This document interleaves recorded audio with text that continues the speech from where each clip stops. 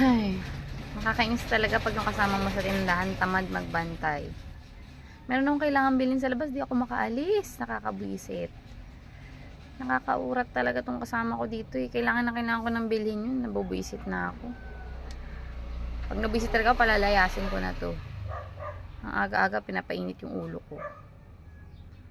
Ayun. Tapos puro lang upo. Puro upo, tapos titingnan ka pa ng masama, nakakabwisit. Ay, naku. Pero pagka may gustong kainin, lalapitan ka, gusto kakain agad. Magrereklamo pa, bubungangaan ka pa. Ikaw na nagbibigay ng pagkain, siya pang galit. Naku, nakakabwisit talaga. Tingnan nyo, napakatamad oh. Ayan oh, tingnan nyo naman, napakatamad. Oh, may pairap-irap pa.